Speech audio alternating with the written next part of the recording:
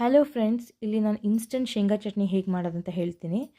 500 gram ಶೇಂಗಾ ತೊಗೊಂಡು ಹುರ್ಕೊಂಡಿದ್ದೀನಿ.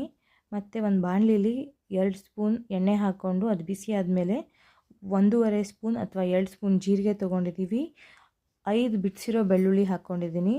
ಆಮೇಲೆ 10 ಬ್ಯಾಡಿಗೆ ಮೆಣಸಿನ್ಕಾಯಿ ತೊಗೊಂಡಿದ್ದೀನಿ. ನಿಮ್ಗೆ ಎಷ್ಟು ಖಾರ ಬೇಕೋ ಅದ್ರ ಮೇಲೆ ನೀವು ಹಾಕ್ಕೋಬೋದು ಮೆಣಸಿನ್ಕಾಯಿನ. ಆಮೇಲೆ 2 ಕಡ್ಡಿ ಕರಿಬೇವಿನ ಸೊಪ್ಪು ಹಾಕ್ಕೊಂಡಿದ್ದೀವಿ.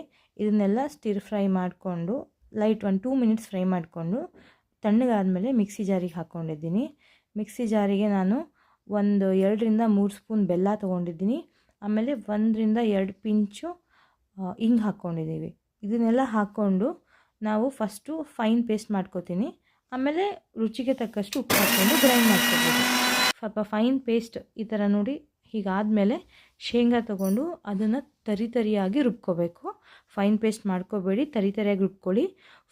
ಇದನ್ನು ನೀವು ಬಿಸಿ ಬಿಸಿ ಅನ್ನೋ ಜೊತೆ ತುಪ್ಪ ಹಾಕ್ಕೊಂಡು ಕಲಿಸ್ಕೊಂಡು ತಿಂದರೆ ಸಖತ್ತಾಗಿರುತ್ತೆ. ಅರ್ಜೆಂಟಲ್ಲಿ ನಿಮಗೆ ಅಡುಗೆ ಮಾಡೋಕ್ಕೆ ಇಷ್ಟ ಇಲ್ಲ ಅಥವಾ ಎಲ್ಲ ಹೋಗಿ ಬಂದಿರ್ತೀರ, ಆವಾಗ ಇದನ್ನು ತುಂಬ ಯೂಸ್ ಆಗುತ್ತೆ. Thank you.